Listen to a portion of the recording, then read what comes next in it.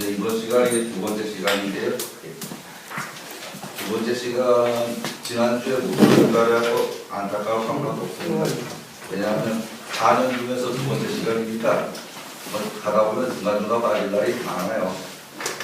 그래서 한두 번이야 뭐 빠져도 그만 안 빠져도 그만 그런데 전체적으로 보면 놓치질 않고 나오시는 됩니다.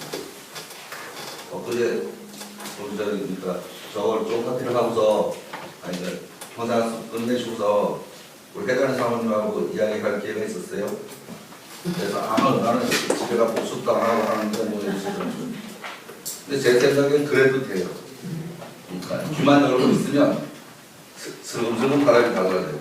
이거를 배워서 학문적으로 들어가려고 하면은 글도 외워야 되고 뭐 좀 이런 걸 해야 되지만 그 이치를 깨닫는다거나 그 정도가 되려면 놓치지만 않으면 그거는 가다고 생각해요.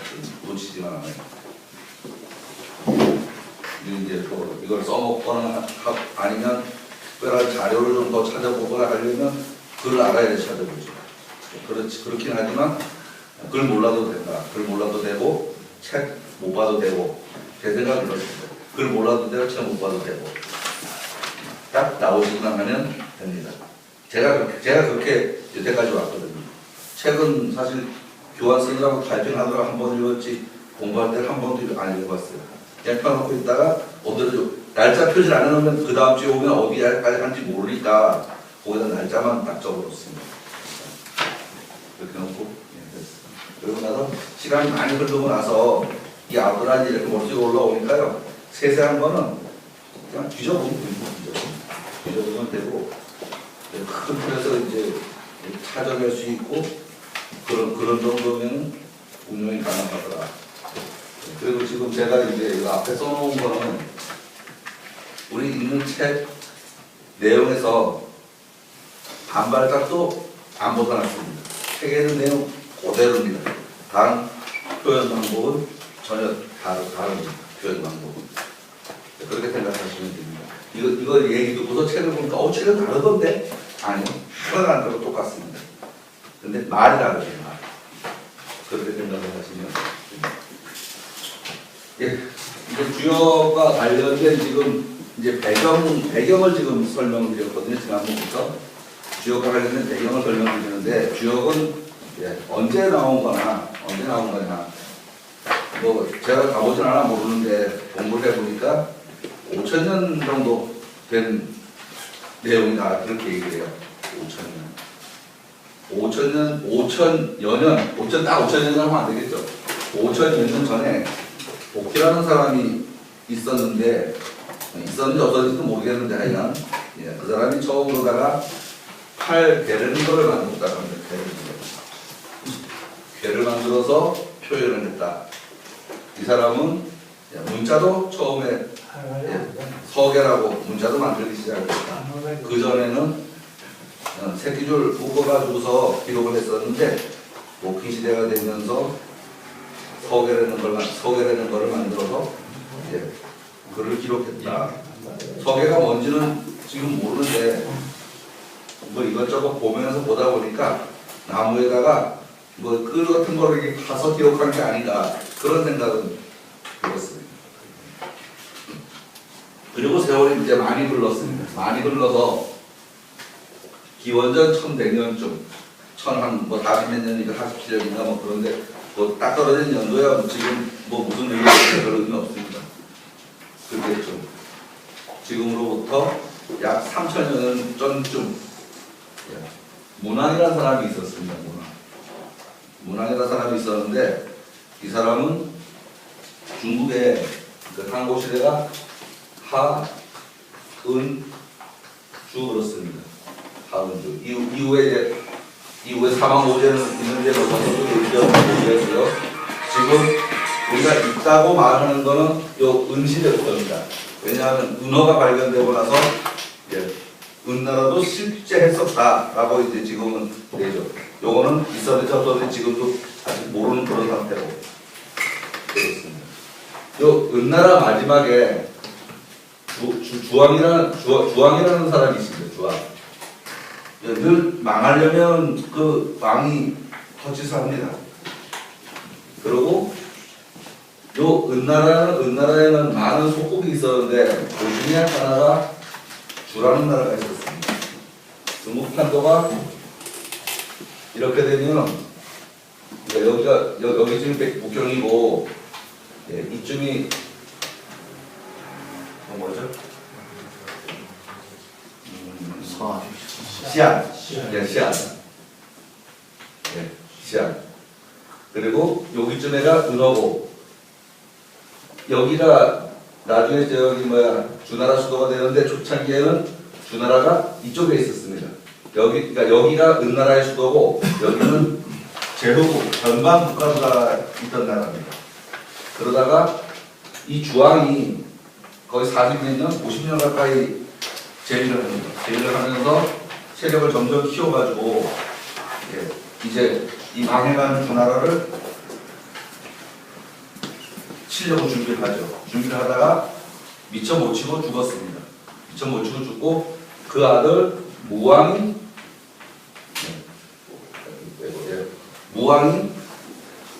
통일주나라를 세웠습니다. 통일주나라. 그리고 이제 이렇게 있고요.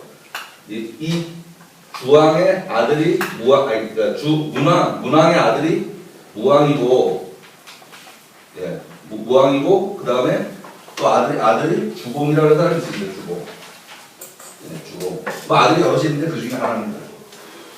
그래서 문왕이 괴탄을 만들고 주역 글, 거는 원형 이정 하다가는 그 말을 짓고 이 주공이 효사를 적었다는 초분은 하는 얘기가 있습니다. 그러니까 지금 그 책에 나와 있는 이렇게 생긴 것은 5천여 년 전에 처음 생긴 거고 그 다음에 건 원형이정은 3천여 년 전 글입니다. 3천여 년 전. 그러니까 저기 초고는 잠룡이니 무룡이니라 하는 글을 딱 이렇게 합해서 3천여 년 전 글입니다. 그리고 나머지 모든 글은 12기라 그러는데 12. 12기라 그러는데 그거는 공자가 썼다고 합니다.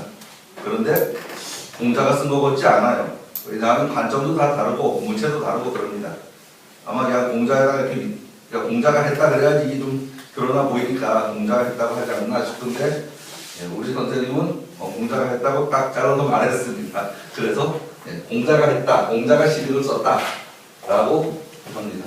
그렇게 따지면 공자의 저술은 주역밖에 없습니다. 나머지는 논언 이런 거는 다 제자들이 공자가 한 말을 듣고서 한 거거든요. 그런데 주역을 배우고서 논어 같은 거를 배워보니까요. 거기서 나온 소리나 여기서 나온 소리나 다 그 소리가 그 소리입니다. 그런 거 보니까 썼든지 안 썼든지 간에 같은 생각들이 이렇게 시대적으로 이어져 왔다. 그런 생각을 했습니다. 이제 여기는 이제 어떻게 하면 문왕에 대해서 이제 말씀드립니다. 왜냐하면 이 문왕은 주역을 연역한 사람이고 대단히 중요한 사람이라서 이 사람의 배경을 이해를 해야 그 다음부터 나오는 말들이 이제 왜 그런 소리를 했는지에 대해서 이해를 할 수 있습니다. 복귀 이후 많은 세월이 흘렀습니다. 기원전 1100년 전쯤의 이야기입니다. 지금으로부터 3000년 전 어느 때 중국 어느 곳에 주라는 제국이 있었습니다. 이때 중국의 판도는 은나라 말년입니다. 중국 상고에 하은주가 있었는데 이 은이나 상이나 같은 나라입니다. 같은 건데 은 땅에 은에 도읍했을 때는 은이라고 하고 상에 도읍했을 때 상이라고 하고 수도가 옮겨가고요. 또 어떤 얘기로는 이걸 천하게 부르느라고 상나라라고 불렀다 뭐 이런 얘기도 있습니다. 두 나라 입장에서요. 우리는 그동안 하나라와 은나라는 전설이다라고 했는데 은허가 발견되면서 은나라가 역사 속으로 들어와 버렸습니다. 그 은나라가 제대로 다스려지지 않았던 때의 일입니다. 고려 말 우왕이 어영부영하고 있을 때 조선 말에 말아먹을 그때쯤 뭐 그때라고 똑같다고 생각하시면 됩니다. 잘 다스렸던 사람들을 높이고 나라를 절단낸 사람들을 낮추어집니다. 지금도 그죠? 정권이 바뀌니까 뭐 다 잘못했다고 난리치잖아요. 그거하고 다르지 않다라고 생각을 합니다. 그 은나라 말기를 말아먹은 사람이 주왕입니다. 그 이전에 한나라를 말아먹은 사람은 거왕입니다. 거왕. 역시 나라가 망하면 그 망한 원인은 지도자의 무능과 부패에서 찾고 있습니다. 이건 3000년 전이나 지금이나 똑같습니다. 그죠? 전혀 다르지 않죠. 그래서 역사를 배우고 그러는지 모르겠습니다.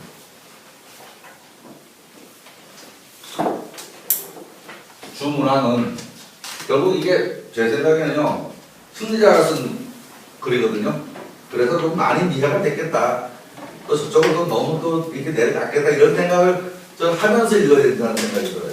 너무 이게 그 주왕이 이주왕이 그렇게 그랬으면 왕의 자리에 올라가기나 했겠나. 그러니까 큰 새의 흐름에 밀려서 잘못됐다 저는 이런 생각을 합니다. 이걸 읽으면서 주문왕은 탁월한 정치적 재능과 위대한 공적으로 주나라 역사상 특별하고 숭고한 지위를 차지하고 있습니다. 부대의 사람들도 주문왕을 특별히 존경하고 있습니다. 그는 주나라가 은나라를 멸망시킬 수 있는 역량을 갖았을 뿐만 아니라 아들 주무왕이 은나라 마지막 군주인 주왕을 정벌하는 데 필요한 길을 깨끗이 닦아놓았습니다. 말하자면 은나라를 멸망시키고 전국적인 정권을 탈취하여 왕조를 건립한 창업주와 같은 인물입니다. 창업주는 아닙니다. 그래서 문무 이렇게 한꺼번에 뭉뚱그려서 부릅니다. 부를 때.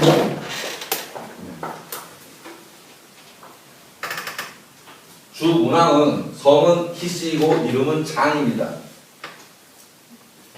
어렸을 때 입에 붉은 글씨를 본 주작이 집 문 앞에 떨어진 일이 있었는데 일단 정권을 잡으면 주가 크게 흥성할 것이라는 상서로운 징조였다고 합니다. 이 일로 할아버지는 희창을 특별히 아끼게 되었다고 합니다. 할아버지가 세상을 떠나자 아버지 계력이 뒤를 이었고 계력이 세상을 떠나자 희창이 뒤를 이었습니다. 이 희창이 오늘 우리가 주제로 삼고 있는 주문왕입니다. 역사에서는 이를 서백문왕이라고 부릅니다. 서백, 서쪽 큰아버지 그렇죠, 그죠? 서쪽 큰아버지. 이렇게 지도 있는데 은나라는 여기고 주나라는 여기입니다. 은나라는 이게 은나라고 주나라는 이거 안에 들면 이게 주나라입니다. 이 입장에서 보면 서쪽에 있는 제후. 그렇습니다. 서백은 은나라식의 서쪽 제후국의 왕이라는 말입니다. 주는 당시 중국 서북부 황토고원 일대에서 오래된 마을로 은나라의 서쪽 속국이었습니다. 그래서 역사서에서는 문왕을 서백이라고 부릅니다. 서백이라고 부르는 사람이 문왕이다.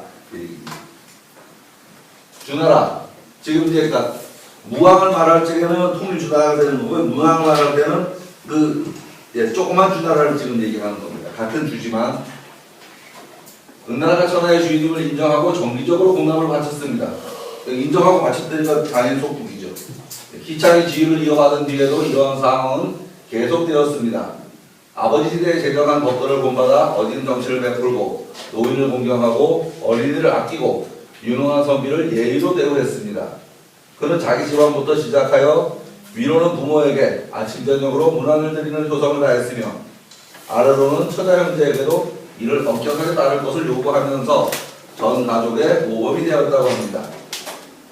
자신이 대가족을 핵심으로 삼아 강력한 응징력을 형성해 가면서 부족을 단결시키고 내부를 튼튼히 다졌습니다. 그는 백성의 생활을 몸소 관찰하고 체험하여 일반 백성들의 삶이 얼마나 힘든지 잘 알고 있었습니다. 홀로 사는 사람들, 의지할 수 없는 가난한 백성들의 관심을 가지고 가진 방법으로 그들의 어려움을 해결하기 위해 애를 썼습니다. 주문왕이 실행한 거짓 정치는 확실한 효과를 거두었습니다. 시경 대하 영대에 조금 무슨 소리냐면 시경 대하편 영대라는 제목의 시에 그러면 문왕이 언덕에 아무렇게나 버려져 있는 해골들을 위해 영대를 쌓는다고 하자 이 소식을 들은 백성들이 서로 앞다투어 달려와 돕는 바람에 영대가 눈 깜짝할 새에 완성되었다 라고 합니다.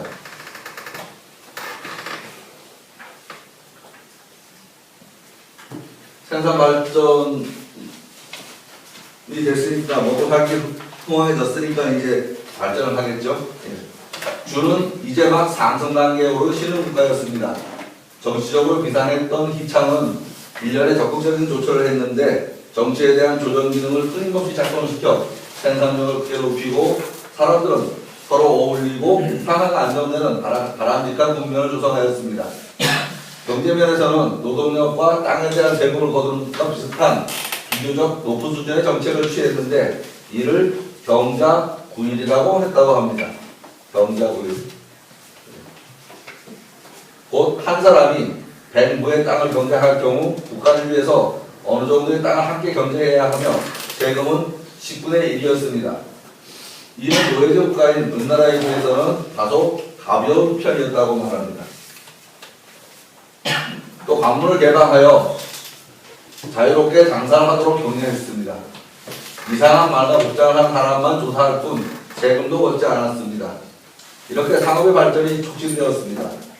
또 백성들이 수시로 산나무를 드나들며 사냥하거나 물고기를 잡을 수 있도록 했습니다. 또한 범죄자에 대한 처벌은 당사자에게만 한정하고 연좌시켜 그 가족을 노비로 삼는 일이 없도록 했습니다. 이는 자유민의 분화를 막으려는 조치로 농업에 종사하는 충분한 노동력을 확보했으며 아울러 정치적으로 더 많은 지지를 얻을 수 있었습니다. 노예제 정권을 배포하는 사람으로서 희창은 노예제 통치 질서를 안정시키기 위해 유망학렬이라는 법령을 제정했습니다. 정기적으로 도망간 노예들의 실태를 대규모로 조사하여 도망친 노예는 원래 주인에게 돌려보내는 법이었습니다. 왜 피노라는 영화 보셨죠? 뭐 그거 비슷하겠죠. 그는 또 관리의 집안은 되도록 그 후손들까지 높음을 받을 수 있도록 허락했습니다. 이로써 노예주 귀족들의 일치된 지지를 얻을 수 있었습니다. 50년이나 되는 그의 재임기간은 차분하고 지속해서 사업을 밀고 나갈 충분한 기회를 주었습니다. 이제 오래 했으니까 뭔가 좀 발전시킬 수 있는 기회가 된 거죠. 계속 바뀌면 한 건데. 또 다른 작은 나라는 주나라의 세력을 무서워하면서도 동시에 은나라의 통제에서 벗어나고 싶어 주도적으로 주나라에 기순했습니다. 심지어 은나라 정부 내부의 노예와 평민 그리고 중소노예주까지 잔혹한 정치적 압박과 경제적 착취를 견디다 못해 주 쪽으로 도망쳐왔습니다. 이렇게 해서 주는 은나라의 신하로서 복속하는 관계에서 은나라에 대항을 정도의 힘을 갖춘 세력으로 변해갔습니다.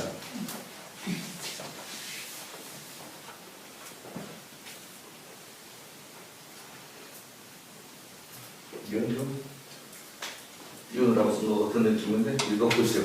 은나라 마지막 왕인 주왕의 육식과 사치는 극에 달했습니다.